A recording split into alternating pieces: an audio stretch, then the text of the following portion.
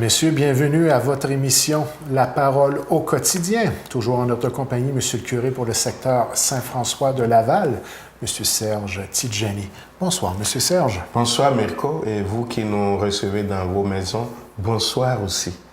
À la dernière émission, on parlait des sacrements en ce qui concerne la guérison et le pardon. Cette semaine, on va s'arrêter plus particulièrement à l'onction des malades en tant que telle. L'onction des malades, oui.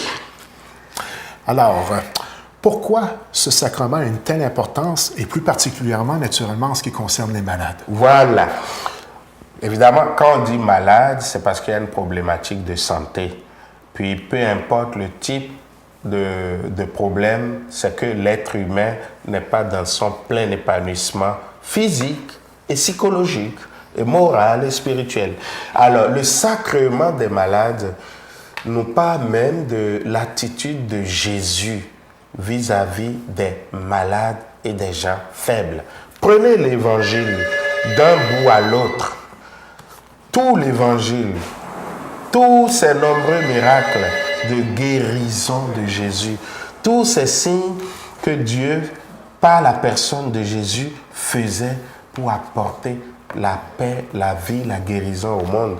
C'était déjà le signe pour les gens que Dieu était vraiment au milieu d'eux. Donc le sacrement des malades, c'est le signe même de la tendresse de Dieu pour la personne, l'être humain qui souffre. Est-ce qu'on pourrait aller jusqu'à une définition en disant une empathie de la part du Seigneur? Exactement. Une empathie, une compassion, parce que le Seigneur, d'ailleurs la parole de Dieu nous le dit, il a porté sur nous nos souffrances. Il sait ce que c'est que souffrir.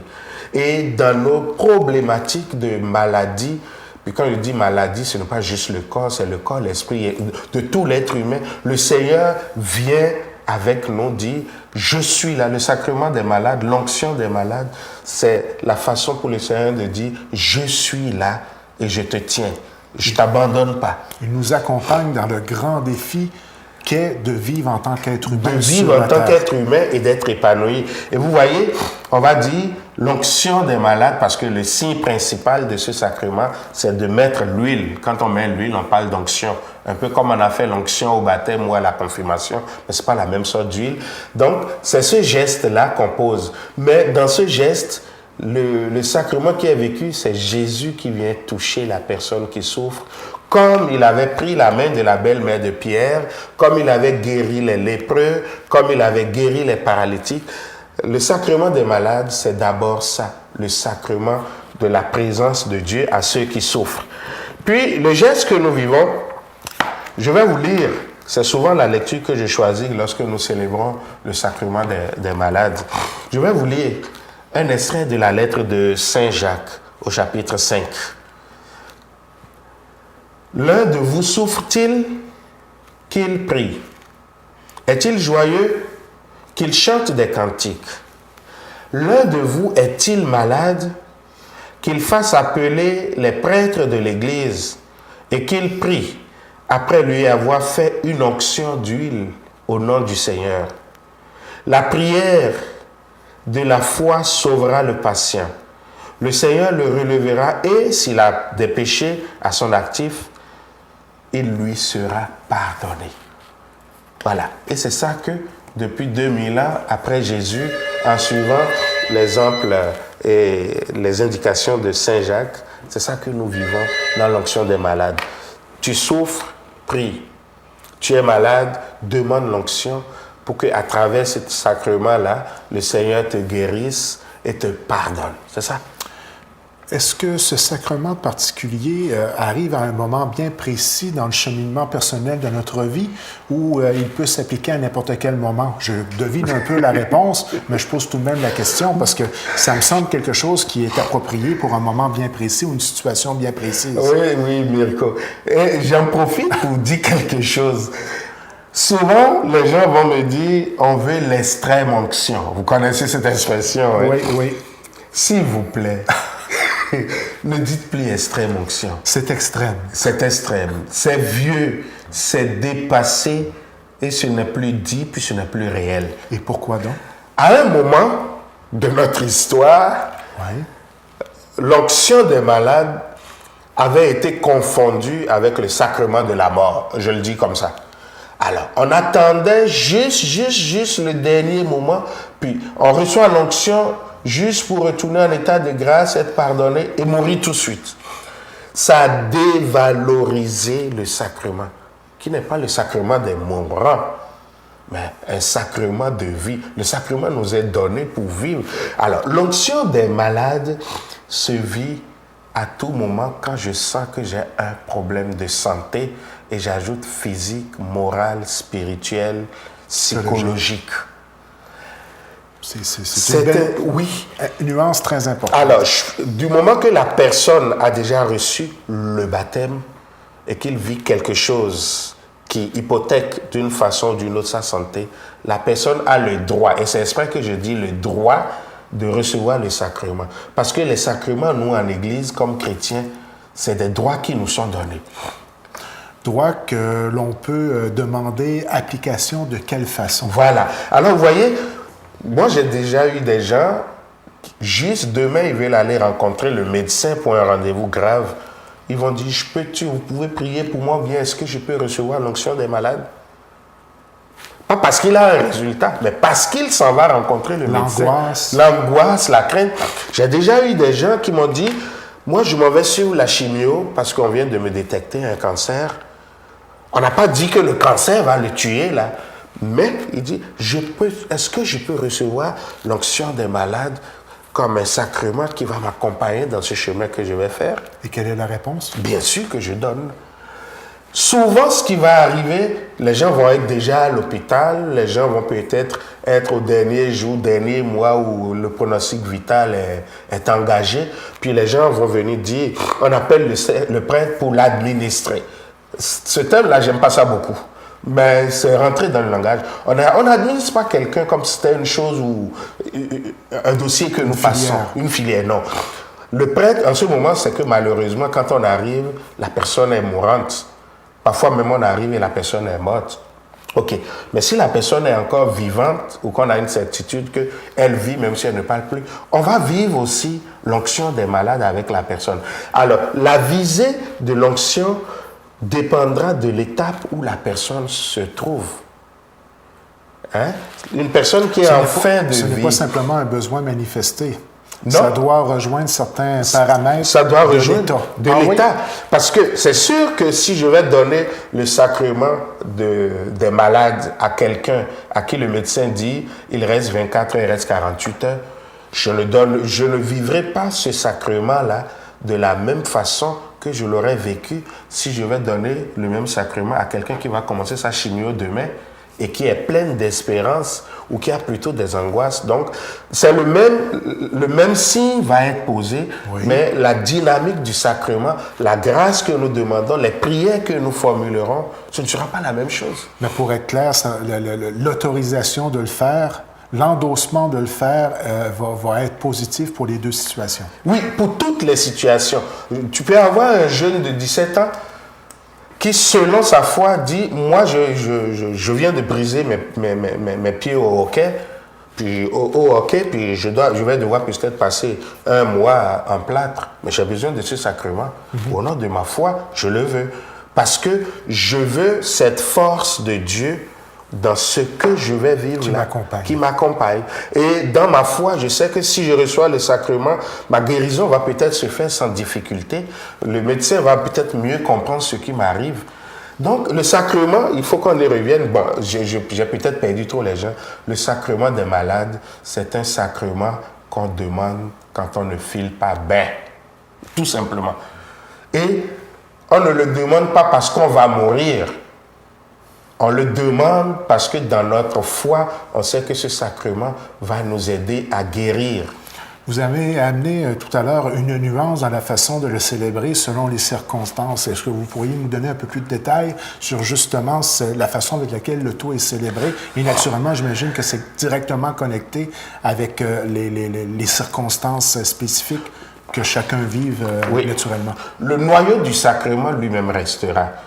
C'est-à-dire qu'après l'écoute de la parole, la prière, ce qui va faire l'onction des malades fondamentalement, c'est cette huile des malades, cette huile spéciale que le prêtre va mettre sur votre front et dans les deux paumes des mains pour dire que le Seigneur vous guérisse, qu'il vous sauve et qu'il vous relève. C'est ça qui va faire le sacrement, le geste et les paroles.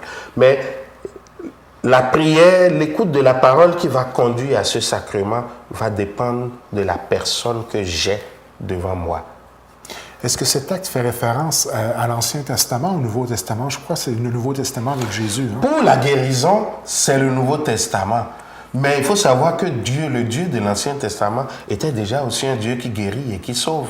C'est un Dieu de compassion. Donc, l'onction des malades, c'est vraiment l'Église qui la reçoit. Mais il ne faut pas oublier que chez les Juifs, l'huile avait déjà une vertu de guérison.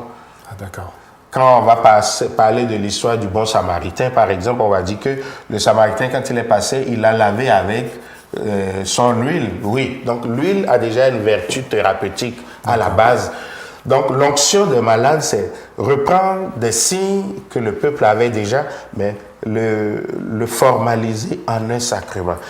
Est-ce qu'on pourrait généraliser au point de dire que c'est un peu un accompagnement spirituel en ce qui concerne carrément la maladie humaine?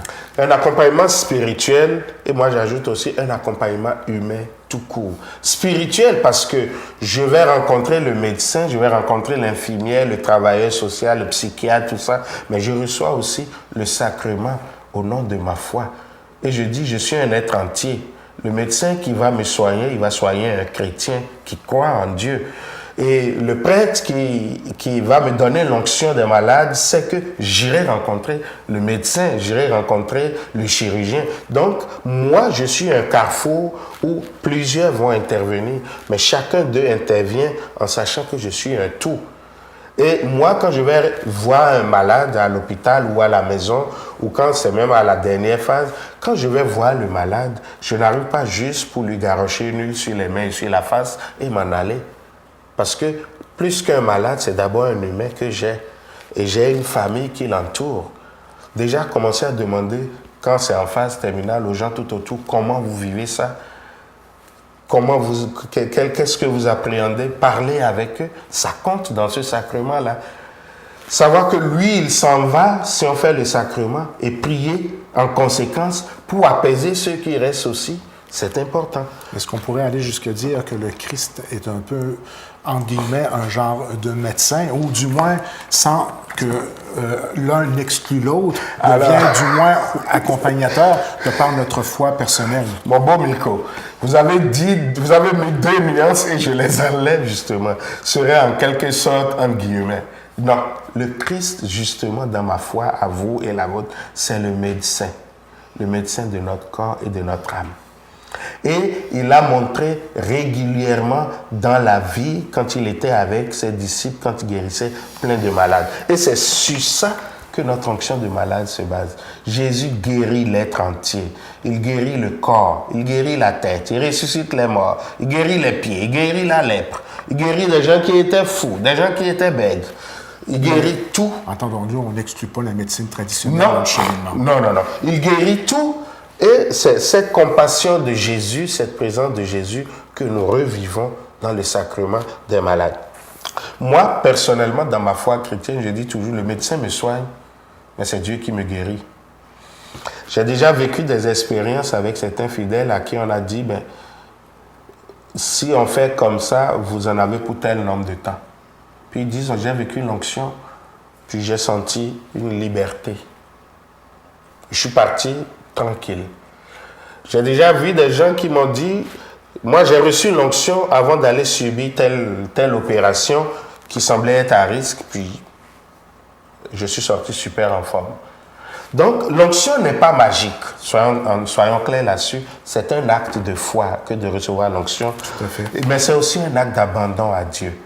Je le demande, comme j'ai lu Saint Jacques tout à l'heure, et vous connaissez, plein Jésus qui guérit et guérit encore aujourd'hui. Chacun de nous, si on prenait le temps dans notre foi de vivre nos expériences, de parler de nos expériences, on pourrait le voir. Moi, je ne parlerai pas des miennes sur une chaîne publique, mais j'ai déjà eu à en témoigner parfois.